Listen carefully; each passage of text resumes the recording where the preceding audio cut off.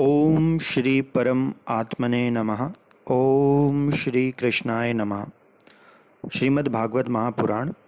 तीसरा स्कंद में 33 अध्याय हैं। पाठ करेंगे आज 27वें अध्याय का, जिसका शीर्षक है प्रकृति पुरुष के विवेक से मोक्ष प्राप्ति का वर्णन। श्री भगवान कहते हैं, माता जी, जिस तरह जल में प्रतिबिंबित सूर्य के जल की शीतलता, चंचलता आदि गुणों का संबंध नहीं होता, उसी प्रकार प्रकृति के कार्य शरीर में स्थित रहने पर भी आत्मा वास्तव में उसके सुख दुख आदि धर्मों से लिप्त नहीं होता, क्योंकि वह स्वभाव से निर्विकार, अकर्ता और निर्गुण है। किंतु जब वही प्राकृत गुणों से अपना संबंध स्थापित कर लेता है, तब अहंकार से मोहित होकर मैं करता हूँ ऐसा मानने लगता है। इस अभिमान के कारण वह देह के संसर्ग से किए हुए पुण्य पाप रूप कर्म के दोष से अपनी स्वाधीनता और शांति खो बैठता है तथा उत्तम, मध्यम और नीच योनियों में उत्पन्न होकर संसार चक्र में घूमता रहता है। जिस प्रकार स्वप्न में भय, शोक आदि का कोई कारण न होने पर भी स्वप्न के पदार्थों में आस्था हो जाने के कारण दुख उठाना पड़ता है, उसी प्रकार भय, शोक, अहम, मम एवं जन्म मरण आदि रूपी संसार की कोई सत्ता न होने पर भी अविद्यावश विषयों का चिंतन करते रहने से जीव का संसार चक्र में कभी निवृत्त नहीं होता। इसलिए बुद्धिमान मनुष्य को उचित है कि असन्मार्ग यानी विषय चिंतन में फंसे हुए चित्त को तीव्र भक्ति योग और वैराग्य के द्वारा धीरे धीरे अपने वश में लावे। यम आदि योग साधनों के द्वारा श्रद्धापूर्वक अभ्यास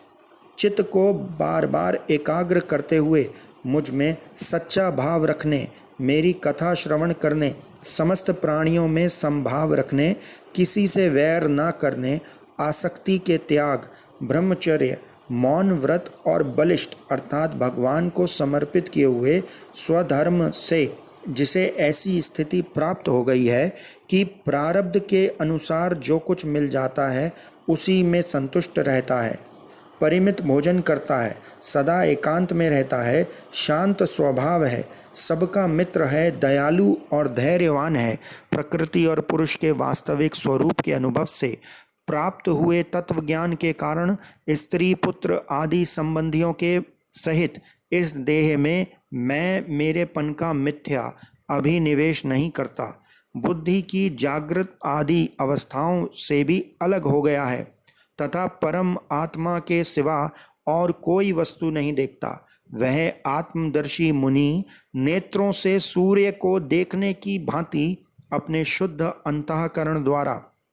परम आत्मा का साक्षात्कार कर उस अद्वितीय ब्रह्म पद को प्राप्त हो जाता है, जो देह आदि संपूर्ण उपाधियों से पृथक, अहंकार आदि मिथ्या वस्तुओं में सत्य स्वरूप से भासने वाला है।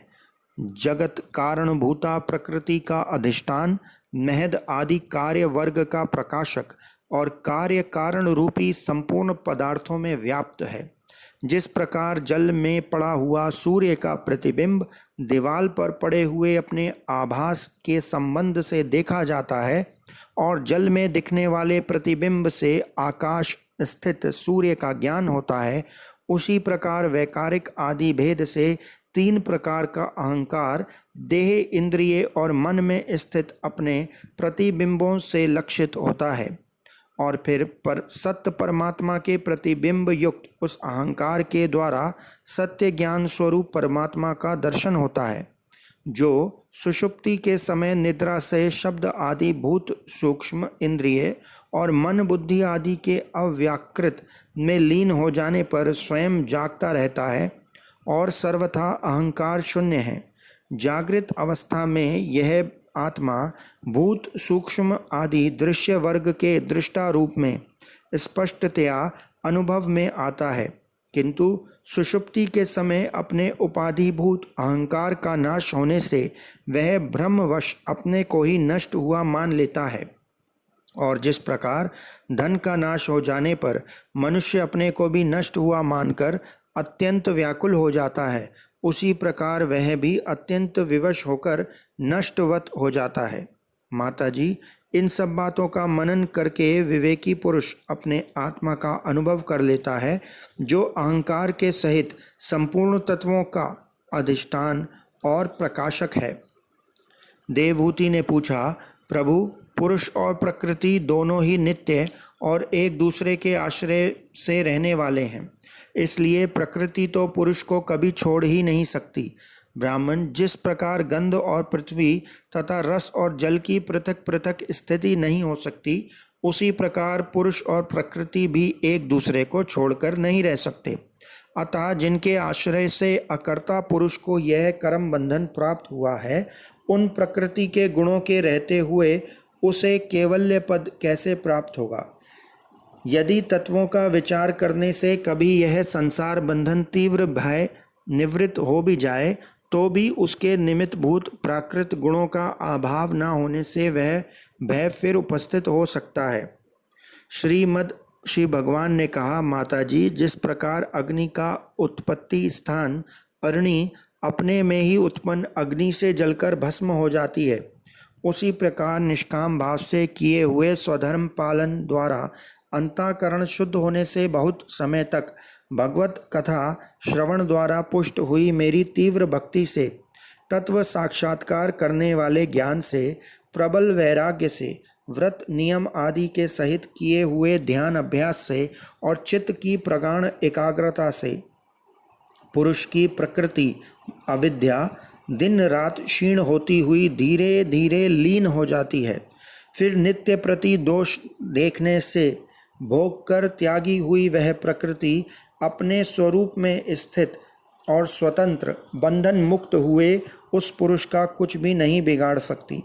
जैसे सोए हुए पुरुष को स्वप्न में कितने ही अनर्थों का अनुभव करना पड़ता है, किंतु जग पड़ने पर उसे उन स्वप्नों के अनुभवों से किसी प्रकार का मोह नहीं होता, उसी प्रकार जिसे तत्व ज्ञान हो गया है और जो निरंतर मुझ में ही मन लगाए रहता है, उस आत्माराम मुनि का प्रकृति कुछ भी नहीं बिगाड़ सकती। जब मनुष्य अनेकों जन्मों में बहुत समय तक इस प्रकार आत्मचिंतन में ही निमग्न रहता है, तब उसे ब्रह्मलोक पर्यंत सभी प्रकार के भोगों से वैराग्य हो जाता है। मेरा वह धैर्यवान भक्त मेरी ही महती कृपा से तत्व ज्ञान प्राप्त करके आत्म अनुभव के द्वारा सारे संशयों से मुक्त हो जाता है और फिर लिंग देह का नाश होने पर एकमात्र मेरे ही आश्रित अपने स्वरूप भूत केवल्य संज्ञक मंगलमय पद को सहज में ही प्राप्त कर लेता है, जहाँ पहुँचने पर योगी फिर लौटकर नहीं आता। माताजी, यदि योगी का चित्त योग साधना से बड़ी हुई मायामयी अणिमा आदि सिद्धियों में, जिनकी प्राप्ति का योग के सिवा दूसरा कोई